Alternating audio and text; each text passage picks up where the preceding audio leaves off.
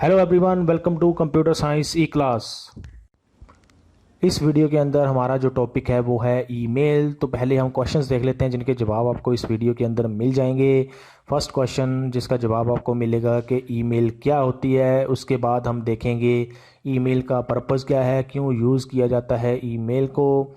उसके बाद देखेंगे कि ईमेल को किसने इन्वेंट किया था फर्स्ट, जब ईमेल को यूज़ किया गया था। उसके बाद हम देखेंगे ईमेल एड्रेस देखने में कैसा होता है, उसका स्ट्रक्चर क्या है। फिर हम देखेंगे इसकी एडवांटेजेस और हम देखेंगे इसकी डिसएडवांटेजेस। इसके साथ साथ हम इस वीडियो के अंदर प्रैक्टिकल एग्जांपल भी देखेंगे कैसे हम ईमेल को क्रिएट कर सकते हैं किसी ईमेल सर्वर के द्वारा, ईमेल सर्वर को यूज़ करके या ईमेल वेबसाइट को यूज़ करके। उसके साथ साथ हम उनके अंदर क्या क्या चीज़ें यूज़ होती हैं, जैसे इनबॉक्स क्या है, सेंट बॉक्स क्या है, कंपोज कैसे कर सकते हैं ईमेल को। ये सारी चीज़ें हम इस वीडियो के अंदर प्रैक्टिकली करके भी देखेंगे। तो स्टार्ट करते हैं फर्स्ट क्वेश्चन के आंसर के साथ, जो है कि ईमेल क्या होता है। ईमेल को हम इलेक्ट्रॉनिक मेल भी बोलते हैं, क्योंकि इसका जो ई है वो सेंड करता है इलेक्ट्रॉनिक के लिए। ईमेल का यूज़ किया जाता है किसी भी एक इंटरनेट यूज़र के द्वारा मैसेज को सेंड करने के लिए किसी दूसरे इंटरनेट के यूज़र को, और वो यूज़र जो हैं वो वर्ल्ड के किसी भी पार्ट के अंदर अवेलेबल हो सकते हैं, किसी भी कंट्री के अंदर अवेलेबल हो सकते हैं।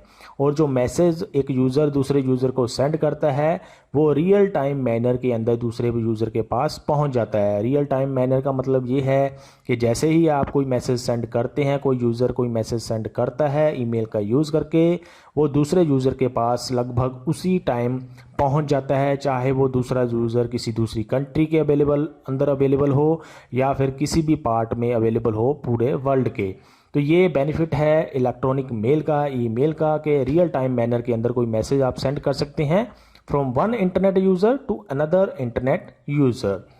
आगे चलते हैं, और जो ईमेल होती है वो मच क्विकर है than postal mail. Postal mail कौन सी मेल होती है, जो हम बाय पोस्ट ऑफिस सेंड करते हैं from one place to another place, मतलब जिसको आप पेपर मेल भी बोल सकते हैं। आप कोई लेटर लिख के या टाइप करके उसको सेंड करते हैं बाय पोस्ट, तो उसको पोस्टल मेल हम बोलते हैं। जो ईमेल होती है वो पोस्टल मेल से बहुत ज़्यादा फास्ट होती है, मच क्विकर होती है, क्योंकि जो पोस्टल मेल होती है वो डेस्टिनेशन के ऊपर पहुंचने में बहुत दिन ले सकता है। हो सकता है एक दिन ले, हो सकता है 2 दिन ले, हो सकता है हफ्ता ले, हो सकता है महीना भी ले, अगर आपने different part of the world कोई लेटर सेंड किया है। लेकिन जो ईमेल है वो within few milliseconds, या फिर आप बोल सकते हैं विद इन फ्यू सेकेंड्स या विद इन फ्यू मिनट्स, आपकी जो ईमेल है वो from one user to another user पहुंच जाती है। इसमें ज़्यादा टाइम नहीं लगता है ईमेल को from one place to another place पहुंचने में। जो ईमेल्स होते हैं वो सेंड या फिर रिसीव किए जाते हैं एक स्पेशल प्रोटोकॉल को यूज़ करके। वो प्रोटोकॉल है SMTP। अगर आप बोलें तो ईमेल भी एक प्रोटोकॉल ही है, क्योंकि इसका यूज़ करके बाय प्रोटोकॉल SMTP के प्रोटोकॉल को यूज़ करके ही मैसेज को सेंड किया जाता है। SMTP होता है सिंपल मेल ट्रांसफ़र प्रोटोकॉल। इस प्रोटोकॉल का यूज़ करके ही ईमेल के जो भी मैसेजेस होते हैं from one place to another place पहुंचाए जाते हैं या रिसीव किए जाते हैं। जो SMTP होता है वो सर्वर्स के ऊपर इंस्टॉल्ड होता है, और वो उन सर्वर्स को बोला जाता है ईमेल सर्वर्स। तो ऐसे स्पेशल सर्वर्स होते हैं जिनका यूज़ किया जाता है SMTP प्रोटोकॉल को यूज़ करके ईमेल्स को सेंड या फिर रिसीव करने के लिए। जो ईमेल है वो 1971 का उसका आविष्कार किया गया था, उसको इन्वेंट किया गया था। रे टॉमलिंसन जो पर्सन था उसने पहली ईमेल सेंड की थी 1971 के अंदर between the two users from one user to another user on different computers. तो आप बोल सकते हैं कि रे टॉमलिंसन जो पर्सन था वो इसका इन्वेंटर है ईमेल का। 1971 के अंदर पहली ईमेल सेंड की गई थी इस पर्सन के द्वारा। जो ईमेल्स हैं उसके अंदर आप सिर्फ टेक्स्ट मैसेज ही नहीं सेंड कर सकते, वो तो कर ही सकते हैं। उसके अलावा आप एज अटैचमेंट इमेजेस को भेज सकते हैं, ऑडियो भेज सकते हैं, वीडियो भेज सकते हैं, और अदर डॉक्यूमेंट्स भी आप इसके साथ अटैच करके भेज सकते हैं। वो हम प्रैक्टिकली करके देखेंगे कि कैसे हम उस चीज़ को करते हैं। तो ये तो है कि ईमेल हम क्यों यूज़ करते हैं और क्या होती है ईमेल, ये हमने थोड़ी सी उसकी इंट्रोडक्शन देख ली। अब हम चलते हैं ईमेल एड्रेस के ऊपर। ईमेल एड्रेस क्या होता है। जो ईमेल एड्रेस होता है वो आइडेंटिफाई करता है एक पर्सन को और उस कंप्यूटर को जिस पर्सन ने उस कंप्यूटर के ऊपर अपनी आईडी बनाई होती है या अपना एड्रेस बनाया होता है। तो आप कह सकते हैं कि ईमेल एड्रेस के अंदर दो चीज़ें होती हैं, दो इसके अंदर एलिमेंट्स होते हैं जिनका यूज़ करके किसी पर्सन को और किसी कंप्यूटर को आइडेंटिफाई किया जाता है इलेक्ट्रॉनिक मेल को एक्सचेंज करने के लिए। अगर किसी यूज़र ने ईमेल सेंड करनी है या रिसीव करनी है तो उसके पास ईमेल एड्रेस होना ज़रूरी होता है। जिसको सेंड करनी है वो ईमेल एड्रेस भी उसके पास होना चाहिए और ख़ुद का ईमेल एड्रेस भी उसके पास होना चाहिए, तभी वो ईमेल को सेंड कर पाएगा या फिर रिसीव कर पाएगा। जो स्ट्रक्चर होता है जैसे कि मैंने बताया कि एलिमेंट जो है ईमेल एड्रेस के वो दो एलिमेंट्स इसके अंदर होते हैं। पहला होता है यूज़र नेम और उसके आगे आता है @ फिर होता है होस्ट नेम। इसको अलग अलग कलर्स में इसलिए आपको दिखाया गया है ताकि आप आसानी से इसको आइडेंटिफाई कर सकें। वैसे कलर्स का कोई इसके ऊपर इफेक्ट नहीं होता है, ये आपको सिर्फ दिखाने के लिए यहाँ पे अलग अलग कलर्स यूज़ किए गए हैं। तो कलर्स के ऊपर ज़्यादा आपने कंसंट्रेट नहीं करना है, ये सिर्फ आप आइडेंटिफाई करने के लिए इसको देख सकते हैं। जो स्ट्रक्चर है इसका ईमेल एड्रेस का, उसकी अगर हम एग्जांपल लें तो फॉर एग्जांपल आप ले सकते हैं कंप्यूटर साइंस। ये जो कंप्यूटर साइंस है जो ब्लू कलर में आपको यहाँ पे दिखाई दे रहा है वो हो गया यूज़र नेम। यूज़र नेम कौन आइडेंटिफाई करता है? ये पर्सन को आइडेंटिफाई करता है कि किस पर्सन का वो ईमेल एड्रेस है। और उसके बाद जो @ है, उसके बाद जो gmail.com लिखा हुआ है वो है होस्ट नेम, कि किस कंप्यूटर के ऊपर, किस ईमेल सर्वर के ऊपर ये जो कंप्यूटर साइंस का यूज़र नेम है वो बनाया गया है। अलग अलग ईमेल सर्वर्स के ऊपर या फिर अलग अलग वेबसाइट्स को यूज़ करके हम यूज़र नेम को बना सकते हैं। तो ये दोनों चीज़ें ईमेल एड्रेस को आइडेंटिफाई करने के लिए यूज़ की जाती हैं, यूज़र नेम और फिर होस्ट नेम। इसके अंदर जैसे कि मैंने आपको बता दिया कंप्यूटर साइंस हो गया यूज़र नेम और जो gmail.com में है वो हो गया होस्ट नेम, या फिर आप उसको ईमेल सर्वर भी बोल सकते हैं जिसके ऊपर यूज़र नेम एग्जिस्ट करता है। जो ईमेल सर्वर्स होते हैं या फिर होस्ट नेम जिसको हम बोल रहे हैं, किसी भी होस्ट नेम के ऊपर कोई यूज़र जाके ईमेल एड्रेस क्रिएट कर सकता है जैसे कि पहले भी आपको बताया। और कुछ कॉमन अगर हम बात करें ईमेल सर्वर्स की या फिर होस्ट नेम्स की तो उनमें से Gmail, Yahoo, Rediff mail, Outlook कुछ ऐसे कॉमन ईमेल सर्वर्स हैं जिनका मोस्ट ऑफ द यूज़र्स जो हैं through out the world use करते हैं। आउटलुक जो है उसको पहले हॉटमेल बोला जाता था। हॉटमेल बहुत पुराना एक मेलिंग सर्वर था, लेकिन अब उसको माइक्रोसॉफ्ट ने परचेज़ कर लिया था बीच में और उसका अब नाम उन्होंने चेंज करके आउटलुक रख दिया है। तो ये कुछ कॉमन ईमेल सर्वर्स हैं जिनका यूज़ किया जा सकता है ईमेल एड्रेस को बनाने के लिए, ईमेल को रिसीव करने के लिए या फिर सेंड करने के लिए।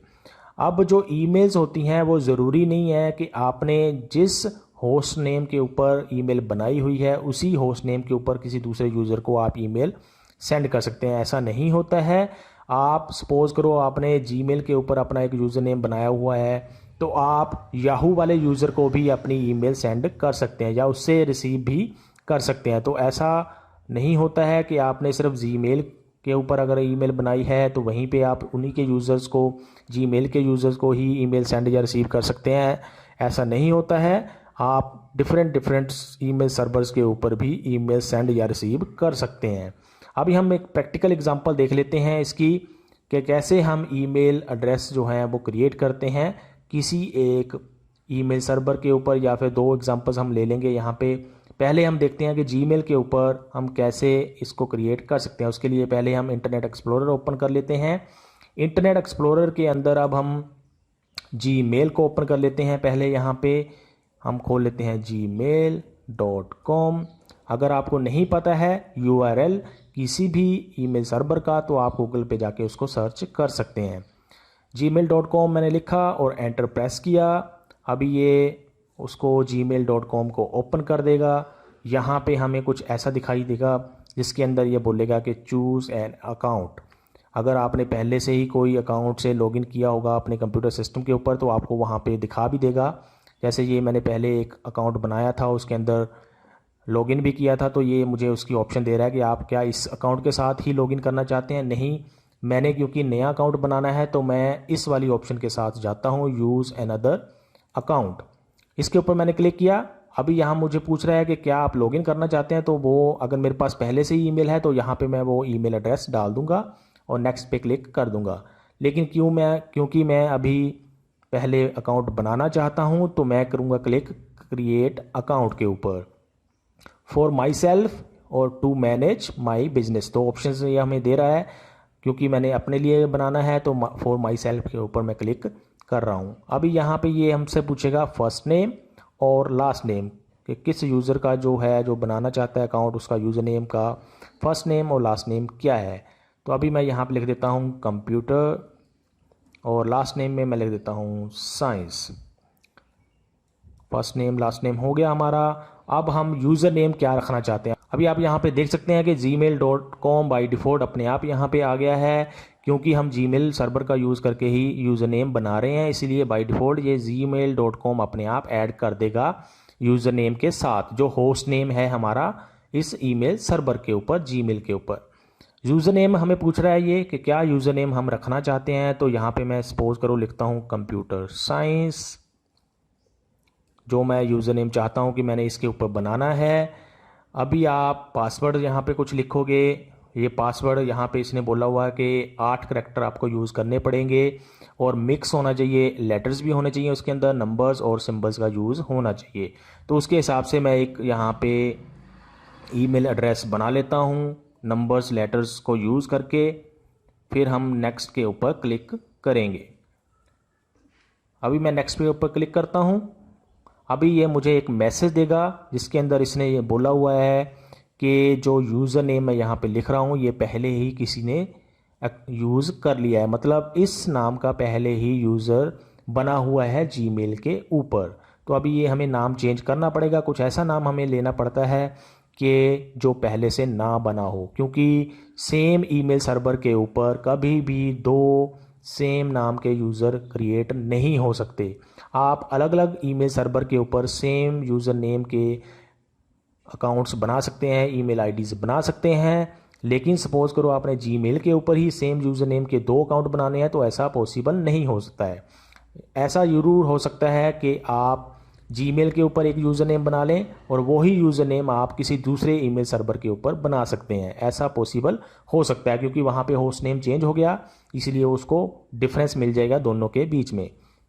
तो यहाँ पे अब हमें चेंज करना पड़ेगा, कुछ मैं ऐसा नाम रख देता हूँ जिसका यूज़ ना हुआ हो। तो मैंने ये कुछ नंबर ऐड कर दिए। अभी दोबारा से हमें यहाँ पे पासवर्ड डालना पड़ेगा, वो पासवर्ड हम यहाँ पे एंटर कर देते हैं। उसके बाद हमने क्लिक किया नेक्स्ट के ऊपर। अभी ये इसने एक्सेप्ट कर लिया है, जो भी हमने यूज़र नेम वहाँ पे डाला था उसको एक्सेप्ट कर लिया है। इसका मतलब वो यूज़र नेम पहले से नहीं बना हुआ है जीमेल सर्वर के ऊपर। अब यहाँ पे हमें ये फ़ोन नंबर पूछ रहा है, तो फ़ोन नंबर मैं यहाँ पे एंटर कर देता हूँ। कोई भी फ़ोन नंबर आप यहाँ पे एंटर कर सकते हैं जो आपके पास अवेलेबल है। ये आपको मैसेज सेंड करेगा आपको आइडेंटिफाई करने के लिए, जो भी नंबर आपने यहाँ पे एंटर किया होगा। नेक्स्ट पे क्लिक कर दिया।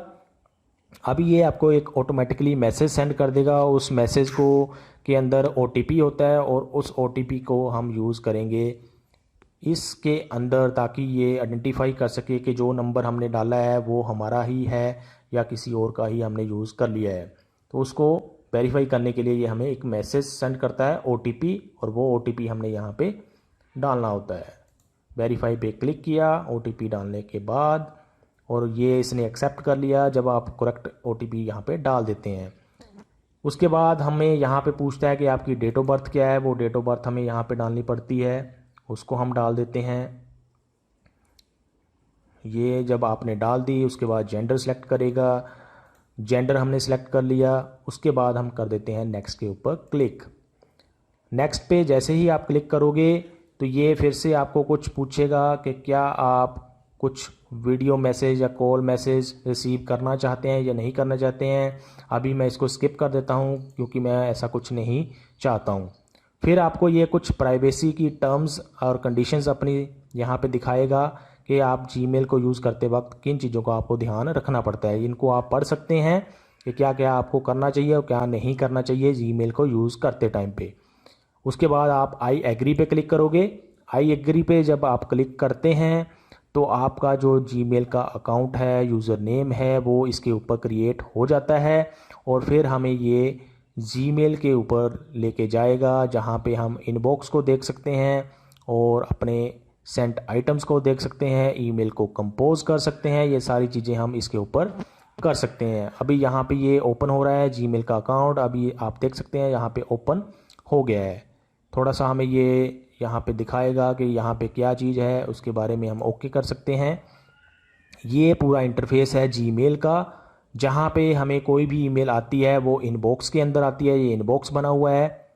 उसके बाद जो भी हमने ईमेल सेंड की होती है वो सेंट में आइटम्स में होता है। आप मोर पे क्लिक कर सकते हैं। यहाँ पे मोर पे क्लिक करने के बाद इसको हम स्क्रॉल कर सकते हैं। यहाँ पे स्पैम है। जब भी आपको ईमेल्स ऐसी आती हैं जो ईमेल जीमेल वेरीफाई करता है, अगर वो लगता है उसको जीमेल को कि जो ईमेल आई है आपके पास वो वेरीफाइड ईमेल नहीं है, तो उसको स्पैम फोल्डर में वो डाल देता है। बिन होता है इसके अंदर, जो भी आप ईमेल्स डिलीट करते जाते हो वो बिन फोल्डर के अंदर अपने आप चली जाती हैं। तो ये कुछ फोल्डर्स होते हैं इसके अंदर बने हुए जिनका आप यूज़ कर सकते हैं। उसके बाद सपोज़ करो आपने कोई ईमेल किसी को सेंड करनी है, तो हम कंपोज के ऊपर क्लिक करते हैं। ये कंपोज का बटन बना हुआ है। यहाँ से आप देख सकते हैं ये आपका जो पूरा ईमेल एड्रेस बना हुआ है। इसके अंदर @ से पहले जो चीज़ है वो यूज़र नेम है आपका, और जो @ के बाद है gmail.com वो है होस्ट नेम, जिसके ऊपर हमने ये यूज़र नेम बनाया हुआ है। यहाँ से आप साइन आउट कर सकते हैं, मतलब लॉग आउट कर सकते हैं, और अपनी इस जीमेल की जो आपकी ईमेल एड्रेस है इसको क्लोज़ कर सकते हैं ताकि कोई और पर्सन आपकी ईमेल को खोल के ना देख सके। कंपोज करने के लिए आप इस कंपोज पे क्लिक करते हैं। कंपोज मतलब आपने किसी को ईमेल सेंड करनी है, फिर आपको यहाँ पे उसका एड्रेस डालना पड़ता है, ईमेल एड्रेस। जैसे कि हमने पीछे देखा कि अगर यूज़र ने कोई ईमेल सेंड करनी है या रिसीव करनी है तो उसके पास ईमेल एड्रेस होने चाहिए, जिसको उसने ईमेल सेंड करनी है उसका भी, और अपना तो होना ही चाहिए। तो मैं अभी यहाँ पे दूसरा ईमेल एड्रेस डाल देता हूँ जो मैंने पहले क्रिएट किया हुआ है, और वो मैं यहाँ पे लिख देता हूँ। आपको पूरा का पूरा ईमेल एड्रेस यहाँ पे लिखना पड़ता है जिसको आप ईमेल सेंड करना चाहते हैं, with host name. Host name ज़रूर लिखना पड़ता है यहाँ पे, तभी वो उसको आइडेंटिफाई कर पाता है। तो ये मैंने लिख दिया। आप एक से ज़्यादा भी यूज़ कर सकते हैं ईमेल एड्रेसेस को, कोमा स्प्लिट करके कोमा मैंने डाला, और अब यहाँ पे दूसरा ईमेल एड्रेस भी आप यहाँ पे लिख सकते हैं। तो आप एट ए टाइम एक ही मैसेज मल्टीपल यूज़र्स को सेंड कर सकते हैं। ये भी एक बहुत बड़ी एडवांटेज इसकी होती है। इसके अलावा सीसी इसके अंदर होता है। सीसी का मतलब होता है कार्बन कॉपी। आप सेम मैसेज मतलब टू जिसको भेज रहे हैं वो कार्बन कॉपी किसी और को भी भेजना चाहते हैं तो वो भी आप यहाँ पे लिख सकते हैं। इसमें भी आप मल्टीपल ईमेल एड्रेसेस यूज़ कर सकते हैं। एक होता है BCC होता है ब्लैंक कार्बन कॉपी। इसके अंदर जो भी हम ईमेल एड्रेस लिखते हैं वो दूसरे जो ईमेल के यूज़र्स होते हैं उनको दिखाई नहीं देता है कि हमने इसको भी ईमेल सेंड की हुई है। तो ब्लैंक कार्बन कॉपी का मतलब हम इसी ऐसे यूज़र को भी भेजना चाहते हैं जिसको ईमेल तो पहुंच जाए लेकिन वो यूज़र किसी दूसरे यूज़र को दिखाई ना दे जिनको हमने ईमेल उसके साथ सेंड की हुई है। तो इसका पर्पस हो गया BCC का ब्लैंक कार्बन कॉपी। उसके बाद हम सब्जेक्ट लिखते हैं कि हम ईमेल जो सेंड कर रहे हैं उसका सब्जेक्ट क्या है, टाइटल क्या है। फिर हम यहाँ पे सारे मैसेज को लिखते हैं जो हम मैसेज सेंड करना चाहते हैं। जैसे कि मैंने लिख दिया ABC। सब्जेक्ट के अंदर मैं कुछ नहीं लिखता हूँ, XYZ लिख दिया मैंने। उसके बाद ये तो हमारा मैसेज हो गया। अब हम सपोज करो इसके साथ कुछ अटैचमेंट भेजना चाहते हैं, कुछ आप इसके साथ इमेजेस या फिर डॉक्यूमेंट या फिर ऑडियो वीडियो भेजना चाहते हैं तो आप इसके ऊपर क्लिक कर सकते हैं। ये बना हुआ है अटैच फाइल का एक आइकन। इसके ऊपर जैसे ही आप क्लिक करते हो तो एक विंडो ओपन हो जाएगी आपके ऊपर, डायलॉग बॉक्स ओपन हो जाएगा और उसके अंदर आप चूज़ कर सकते हैं। जैसे ये एक इमेज है, इसको मैं चूज़ कर लेता हूँ। डबल क्लिक किया या फिर आप सिंगल क्लिक करने के बाद ओपन पे क्लिक करोगे और यहाँ पे आपकी ईमेल जो है ईमेल के साथ अटैचमेंट ऐड हो जाएगी। आप मल्टीपल अटैचमेंट्स भी भेज सकते हैं, एक से ज़्यादा ईमेल के साथ अटैचमेंट्स भेज सकते हैं, एक से ज़्यादा आप ऑडियो वीडियो इमेजेस को मिक्स करके भेज सकते हैं। वो डिपेंड करता है कि आप क्या भेजना चाहते हैं। उसके अलावा और भी इसके अंदर ऑप्शंस हैं जिनको आप यूज़ कर सकते हैं। ये कलर के लिए या फिर फॉर्मेटिंग के लिए, जो भी हमने लिखा हुआ है उसकी फॉर्मेटिंग करने के लिए यूज़ करते हैं। जैसे कि ये इसके अंदर टेक्स्ट कलर है और बैकग्राउंड कलर है। यहाँ से आप देख सकते हैं क्या चेंजेस आ रहे हैं, तो इनको आप यूज़ कर सकते हैं जब भी आप ईमेल यूज़ करते हैं। तो ये हो गया, ये हमने सारा ईमेल का अपना मैसेज बना लिया, लिख लिया, टाइप कर लिया, जो भी अटैचमेंट करनी थी वो कर ली। फिर हम सेंड के ऊपर क्लिक कर देते हैं। जैसे ही हम सेंड के ऊपर क्लिक करते हैं तो हमारा जो मैसेज है वो इस यूज़र के पास पहुंच जाएगा within few milliseconds या विद इन फ्यू सेकेंड्स भी आप बोल सकते हैं। कभी कभार ऐसा हो सकता है कि आपका जो मैसेज है ईमेल का वो विद इन फ्यू मिनट्स पहुँचे, तो लेकिन ऐसा नहीं होता है कि 1 दिन बाद, 2 दिन बाद या 3 दिन बाद आपका मैसेज पहुंचेगा। वो within few milliseconds या सेकेंड्स या फिर विद इन फ्यू मिनट्स आपका दूसरे मैसेज यूज़र के पास ईमेल का मैसेज पहुंच जाता है। अगर आप इसको नहीं सेंड करना चाहते हैं तो यहाँ पे डिलीट का आइकन बना हुआ है, इसको डिलीट के ऊपर क्लिक कर सकते हैं, जैसे मैंने कर दिया। और ये हमारा पूरा ईमेल का प्रोसेस है जिसको हम यूज़ करते हैं कोई भी ईमेल को सेंड करने के लिए। रिसीव जो भी होंगी वो आपको इनबॉक्स के अंदर आती जाएंगी। जैसे कि एक ईमेल यहाँ पे आप देख सकते हैं, बाय डिफ़ॉल्ट गूगल जब हम अकाउंट क्रिएट करते हैं वो हमें भेज देता है। इसके अंदर हमें ये इसने वेलकम मैसेज एक भेजा हुआ है जो बाय डिफ़ॉल्ट अपने आप आ जाता है जब भी हम नया ईमेल का एड्रेस इसके ऊपर बनाते हैं। तो ये एक ईमेल हमें ऑटोमेटिकली रिसीव हो गई है। इसको ऑटोमेटेड ईमेल बोलते हैं, जो अपने आप आ जाती हैं और हमें रिसीव हो जाती हैं या किसी यूज़र को हम भेज सकते हैं, ऑटोमेटेड ईमेल्स। उसके बाद सपोज करो आपने इसको डिलीट करना है, इसको ईमेल को क्लिक किया, सिलेक्ट कर लिया और यहाँ पे डिलीट की ऑप्शन आ गई। और भी ऑप्शंस हैं, इनको आप यूज़ कर सकते हैं। अभी मैं इसको डिलीट कर देता हूँ। तो जैसे कि मैंने पहले भी आपको बताया, मोर के अंदर बिन नाम का एक फ़ोल्डर बना हुआ है, यहाँ पे वो मैसेज पहुँच गया है। डिलीटेड मैसेज जो भी यहाँ होते हैं, हमने डिलीट किए होते हैं, वो यहाँ पे पहुँच जाते हैं। तो ये पूरा प्रोसेस है जीमेल के अंदर ईमेल्स को, एड्रेस को बनाने का, उसको यूज़ करने का। अब हम यहाँ से कर देते हैं लॉग आउट। सपोज़ करो आप अब दोबारा से आते हो, अपने ईमेल को खोल के देखना है, तो आपको पूरा का पूरा प्रोसेस अभी जो हमने किया उसको करने की ज़रूरत नहीं है। आप सीधा ही इस जो अकाउंट आपने बनाया हुआ है उसको आपको याद रखना पड़ेगा और उसको आप यूज़ करके लॉगिन कर सकते हैं। जैसे यही हमने यूज़ करना है, इसका पासवर्ड जो भी हमने यहाँ पे डाला था उसको फिर से हम यहाँ पे लिखेंगे। पासवर्ड लिखने के बाद हमने कर दिया नेक्स्ट पे क्लिक और ये हमें दोबारा से हमारा अकाउंट ओपन करके दिखा देगा। पहले ये हमें कुछ पूछ सकता है, कुछ ऐसी इन्फॉर्मेशन जिसके ऊपर हमने कंफर्म क्लिक कर दिया। अगर हमें ये ठीक इन्फॉर्मेशन लगती है तो हम कंफर्म कर देंगे, अदरवाइज़ इसको मॉडिफाई कर सकते हैं। उसके बाद हमारा अकाउंट ये ओपन करके हमें दिखा देगा। तो ऐसे आप पूरा प्रोसेस यूज़ कर सकते हैं जीमेल के ऊपर। अगर सपोज़ करो आपने सेम अकाउंट किसी दूसरे ईमेल सर्वर के ऊपर बनाना है जो हमने यहाँ पे बनाया हुआ है, तो आप बना सकते हैं, लेकिन जीमेल के ऊपर आप इस यूज़र नेम का अकाउंट नहीं बना सकते क्योंकि ये पहले से बना हुआ है। तो सपोज़ करो हमने यही बनाना है, हम खोल लेते हैं एक नया टैब वेब ब्राउज़र के ऊपर और सपोज़ करो अब हम करते हैं यूज़ याहू मेल को। अगर आपको एड्रेस नहीं पता है तो आप यहाँ पे लिख सकते हैं याहू मेल। एंटर प्रेस किया, इसने सर्च इंजन ने हमें यहाँ पे दिखा दिया ऑप्शन, इसके ऊपर हम क्लिक कर लेते हैं और यहाँ पे भी देखो आप कि क्रिएट एन अकाउंट की ऑप्शन आ रही है। अगर आपका पहले ही है बना हुआ याहू के ऊपर तो आप लॉगिन कर सकते हैं डायरेक्टली। अभी मैं क्रिएट करता हूँ, क्रिएट एन अकाउंट। यहाँ पे भी देखो ये फर्स्ट नेम पूछ रहा है, यहाँ पे मैं लिख देता हूँ कंप्यूटर साइंस। ये कंप्यूटर साइंस हमने लिख लिया। उसके बाद ये पूछ रहा है कि क्या आप यूज़र नेम रखना चाहते हैं। उसके बाद यहाँ पे देख सकते हैं आप @yahoo.com अपने आप अटैच कर देगा जो इसका होस्ट नेम है, जिसके ऊपर अभी हम ये यूज़र नेम बनाना चाहते हैं।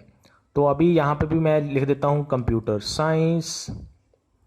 देख लेते हैं कि क्या इसके ऊपर कंप्यूटर साइंस नाम का यूज़र पहले बना हुआ है या नहीं बना हुआ है। अभी इसने हमें बता दिया कि ये पहले से ही एग्जिस्ट करता है, पहले से ही किसी ने ये नाम का बनाया हुआ है। तो अभी हम इसको बना लेते हैं 847586। ये हम इसके साथ लिख देते हैं 84758676। इसको वेरीफाई कर लेते हैं क्या यही है। यस यही है। तो अब हम इसको आगे देख सकते हैं, इसने एक्सेप्ट कर लिया है, इसने हमें कोई मैसेज नहीं दिखाया है। इसका मतलब इसके ऊपर भी इस नाम का यूज़र नेम का जो ईमेल एड्रेस है वो नहीं बना हुआ है। अब ये यहाँ पे मोबाइल नंबर हमें डालना पड़ेगा। उसके बाद बर्थ मंथ पूछ रहा है, वो हम डाल देते हैं। यहाँ पे कुछ भी अपने हिसाब से जो भी हमारा बर्थ मंथ है वो हम डाल देते हैं। एंटर कर देते हैं। उसके बाद जेंडर हम अगर चाहें तो लिख सकते हैं, अगर नहीं चाहें तो नहीं भी लिख सकते हैं, ऑप्शनल पैरामीटर है ये। उसके बाद हम कर देते हैं कंटिन्यू के ऊपर क्लिक। फिर हमें ये बोल रहा है कि जो हम पासवर्ड रखना चाहते थे वो भी हमें यहाँ पे डालना चाहिए, जो मैं भूल गया था टाइप करना। अभी हम यहाँ पे पासवर्ड डाल देते हैं। उसके बाद कर दिया कंटिन्यू के ऊपर क्लिक। फिर ये हमें लेके जाएगा दूसरे पेज के ऊपर। अभी यहाँ पे हमें बोलेगा कि वेरीफाई करना चाहता है फ़ोन नंबर को, जैसे कि आपने गूगल के केस में भी देखा है। तो अभी मैं क्लिक कर देता हूँ टेक्स्ट मी वेरिफिकेशन कोड। मुझे OTP का एक मैसेज आएगा और वो मैसेज फिर हमें यहाँ पे टाइप करना पड़ेगा। वो मैं टाइप कर देता हूँ और वेरीफाई के ऊपर मैंने कर दिया क्लिक। अब जैसे ही मैंने वेरीफाई के ऊपर क्लिक किया तो ये हमें नेक्स्ट पेज के ऊपर लेके जाएगा और यहाँ पे इसने बोल दिया क्रिएटिंग योर अकाउंट, और ये सक्सेस हो गया है, हमारा अकाउंट इसके ऊपर बन गया है। उसके बाद डन के ऊपर हमने क्लिक कर दिया। जैसे ही हम डन के ऊपर क्लिक करते हैं तो ये हमें याहू मेल का इंटरफेस दिखा रहा है, जिसके ऊपर इनबॉक्स आप देख सकते हैं, सेंट बॉक्स है जिसमें सेंट आइटम्स होंगी जो भी हमने भेजी होंगी। उसके बाद डिलीटेड आइटम्स, यहाँ पे जिन जीमेल के अंदर आपने बिन आइटम देखा था वहाँ पे बिन फोल्डर देखा था, यहाँ पे डिलीटेड आइटम्स का फोल्डर बना हुआ है। ऐसे ही स्पैम का फोल्डर इसमें बना हुआ है। ये इसने भी हमें एक ऑटोमेटेड ईमेल भेज दी है वेलकम की, जो हमने अकाउंट क्रिएट करते यहाँ पे इसने भेज दी है। यहाँ पे इसका भी कंपोज का बटन बना हुआ है, जिसके ऊपर क्लिक करके हम नई ईमेल बना सकते हैं। टू CC BCC सब्जेक्ट, और यहाँ पे हम सारा मटेरियल जो भी लिखना चाहते हैं। अगर आपने फाइल्स अटैच करनी है तो यहाँ पे अटैच फाइल का बटन बना हुआ है। जब आप सारी ईमेल बना लेते हो तो सेंड पे कर सकते हो क्लिक, या फिर सेव के ऊपर क्लिक कर देते हो। सेव का अगर आप करते हो तो आपकी ईमेल सेंड नहीं होती है, वो सेव हो जाती है कहाँ पे, इस ड्राफ्ट नाम के फोल्डर के अंदर। ऐसे ही जीमेल के अंदर वो ऑटोमेटिकली सेव करता रहता है, ड्राफ्ट के अंदर आप जाके उसको चेक कर सकते हैं। अगर आप डिलीट कर देते हो तो फिर ड्राफ्ट से भी वो डिलीट हो जाती है। तो ऐसे हम पूरा प्रोसेस फॉलो कर सकते हैं कोई भी ईमेल एड्रेस को बनाने के लिए और ईमेल्स को सेंड करने के लिए। अभी मैं इसको कर देता हूँ क्लोज, ताकि हम आगे कंटिन्यू कर सकें अपने टॉपिक के ऊपर। चलते हैं एडवांटेजेस के ऊपर ईमेल की। पहली एडवांटेज इजी टू यूज़ है। ईमेल्स को आप मैनेज कर सकते हैं, उनको यूज़ कर सकते हैं ताकि आप अपने कॉन्टैक्ट्स को मैनेज कर सकें। उसमें कॉन्टैक्ट्स को मैनेज करने की ऑप्शन होती है। ईमेल के अंदर बहुत सारी ऑप्शंस हमें मिल जाती हैं। जब आप उनको यूज़ करते हो तो आपको पता चलता है कि ईमेल के अंदर हमें बहुत सारी ऑप्शंस मिल जाती हैं। तो ईमेल का यूज़ कर सकते हैं हम अपने कॉन्टैक्ट्स को मैनेज करने के लिए, ईमेल्स को सेंड करने के लिए क्विकली, और अपनी मेल हिस्ट्री को मेंटेन करने के लिए। जो भी आपने ईमेल सेंड की हैं या जो भी ईमेल्स हमें आई हैं वो हमारे ईमेल एड्रेस के अंदर बनी रहती हैं। उसको हम कभी भी चेक कर सकते हैं, चाहे आपने 1 साल बाद करना है, चाहे आपने 10 साल बाद उसको चेक करना है। स्पीड इसकी बहुत ज़्यादा होती है, जैसे कि आपको पहले भी बताया कि ईमेल इंस्टेंटली ऑलमोस्ट आपकी डिलीवर हो जाती है any part of the world. किसी भी यूज़र को आप सेंड कर सकते हैं, वो उसी टाइम उसके पास पहुंच जाएगी। उसके बाद सिक्योर होती है, जिसको आप ईमेल सेंड करते हो उसी के पास वो ईमेल पहुंचेगी, कोई दूसरा पर्सन उसको नहीं देख सकता। जिस पर्सन ने सेंड की है और रिसीव की है वही ईमेल्स को चेक कर सकते हैं। एनवायरनमेंट फ्रेंडली है क्योंकि इसके अंदर पेपर का यूज़ नहीं होता है, इलेक्ट्रॉनिक मेल है। इसीलिए क्योंकि जो पेपर्स होते हैं वो ट्रीज़ को काट के बनाए जाते हैं, उनको यूज़ करके बनाए जाते हैं, लेकिन क्योंकि पेपर का यूज़ ईमेल के अंदर यूज़ नहीं होता है, इसलिए ये एनवायरनमेंट फ्रेंडली होती है। जो ईमेल्स होती हैं वो इनएक्सपेंसिव होती हैं, क्योंकि जो ईमेल्स हैं उनको आप यूज़ कर सकते हैं कभी भी मैसेज को सेंड करने के लिए, और उसके लिए आपको एक्स्ट्रा कॉस्ट देने की ज़रूरत नहीं होती है। जो भी कॉस्ट आपका लगता है वो लगता है कि आपके पास इंटरनेट अवेलेबल होना चाहिए।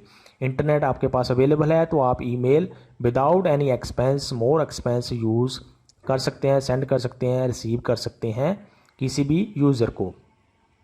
उसके बाद ऑटोमेटेड ईमेल, जैसे कि आपने पीछे देखा भी कि ऑटोमेटेड ईमेल्स हम सेंड कर सकते हैं या रिसीव कर सकते हैं किसी यूज़र के पास, या किसी यूज़र को सेंड कर सकते हैं।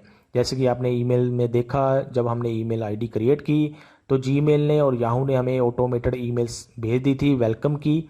वो ऑटोमेटेड ईमेल थी जो ईमेल सर्वर भेज सकते हैं। उसके लिए हमें कुछ सेटिंग करनी पड़ती है कि कैसे हमने रिस्पॉन्ड करना है, और कब वो हमने ऑटोमेटेड ईमेल सेंड करनी है। तो इसके लिए भी हम यूज़ कर सकते हैं ईमेल्स का ऑटोमेटिक ईमेल को सेंड करने के लिए। ये होगी कुछ एडवांटेजेस। अब चलते हैं हम डिसएडवांटेजेस के ऊपर। जो ईमेल्स होती हैं उनके अंदर वायरसेस हो सकते हैं। बहुत सारी ऐसी ईमेल्स कई बार आपके पास रिसीव होना शुरू हो जाती हैं जिनके अंदर कुछ वायरसेस हो सकते हैं, कुछ ऐसे लिंक हो सकते हैं। जब आप उनके ऊपर क्लिक करते हो तो या तो आपके कंप्यूटर में वायरस डाउनलोड हो जाएगा या फिर आपको किसी ऐसी वेबसाइट के ऊपर लेके जाएगा जो आपके बेनिफिशियल नहीं होगी, या वो आपको पर्सनल इन्फॉर्मेशन पूछ सकते हैं।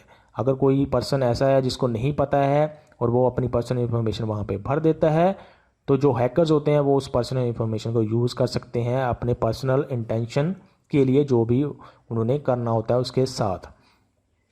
उसके बाद जो ईमेल्स होती हैं वो हमें रेगुलरली चेक करनी पड़ती हैं, अदरवाइज़ हम इम्पोर्टेंट ईमेल्स को मिस कर सकते हैं। कई बार ऐसे हो सकता है कि कोई इम्पोर्टेंट ईमेल आ गई और हम कई दिनों तक उसको चेक ना करें तो उसका वो टाइम पीरियड निकल सकता है जो उसके अंदर स्पेसिफाई किया गया हो। जैसे कि सपोज़ करो कोई किसी को इंटरव्यू का ईमेल आया कि इस डेट को आपका इंटरव्यू है, और वो ईमेल वो चेक ही ना करे और वो डेट निकल जाए, तो उस केस में उसका नुकसान हो सकता है। उसके बाद जो ईमेल्स होती हैं वो उसके अंदर बहुत सारी ऐसी ईमेल्स आ जाती हैं, अगर हम उसको रेगुलरली चेक ना करें, उनको रेगुलरली आइडेंटिफाई ना करें, तो वो जो हमारा ईमेल बॉक्स होता है, इनबॉक्स होता है, वो क्राउडेड हो जाता है। उसके अंदर बहुत सारी ऐसी ईमेल्स आती हैं, फिर उनके अंदर हम इम्पोर्टेंट ईमेल को ढूंढना इतना आसान नहीं होता है, उनको मैनेज करना आसान नहीं रहता है हमारे लिए। A lot of junk emails आना स्टार्ट हो जाती हैं, बहुत सारी स्पैम ईमेल्स आना हमारे ईमेल एड्रेस के ऊपर स्टार्ट हो जाती हैं जब हम अपनी ईमेल एड्रेस का यूज़ करके डिफरेंट वेबसाइट्स के ऊपर रजिस्टर करते हैं। और जब हम रजिस्टर करते हैं तो वो वेबसाइट्स फिर हमें ईमेल्स सेंड करना शुरू कर देती हैं। अगर वो वेबसाइट्स ऐसी हैं जो लेजिटिमेट नहीं हैं या हैकर्स द्वारा बनाई गई हैं, तो आपको वो स्पैम ईमेल्स सेंड करना शुरू कर देते हैं जिनके अंदर वायरसेस हो सकते हैं या फिर ऐसे लिंक्स हो सकते हैं जिनके ऊपर क्लिक करने पे आप किसी दूसरी वेबसाइट के ऊपर पहुंच जाएं और वो आपसे वहां पे पर्सनल इन्फॉर्मेशन की डिमांड करते हैं। तो ये कुछ डिसएडवांटेजेस ईमेल एड्रेस की हो सकती हैं या ईमेल्स की हो सकती हैं जो हमें मिलती हैं। लेकिन अगर हम वैसे बोलें, क्योंकि हर एक चीज़ की एडवांटेज डिसएडवांटेज होती हैं, लेकिन अगर हमें ज़्यादा एडवांटेजेस मिलती हैं तो वो ज़्यादा हमारे लिए बेनिफिशियल होती हैं देन हम डिसएडवांटेजेस के ऊपर जाएं। अगर हम इन डिसएडवांटेजेस को अवॉइड कर सकें किसी न किसी तरीके से, तो हमारे लिए जो ईमेल्स होती हैं वो बहुत ज़्यादा बेनिफिशियल होती हैं। तो आई होप आपको पूरा टॉपिक ये अंडरस्टैंड हो गया होगा, पूरा प्रोसेस, पूरा प्रैक्टिकल तरीका कैसे हम ईमेल्स को क्रिएट करते हैं, कंपोज करते हैं किसी को सेंड करने के लिए, वो आपको सारा पता चल गया होगा इस वीडियो के द्वारा। अगर आपको फिर भी कोई क्वेश्चंस या क्वेरीज हैं तो आप कमेंट सेक्शन के अंदर पूछ सकते हैं। अभी के लिए इस वीडियो के अंदर इतना ही। Thanks for watching.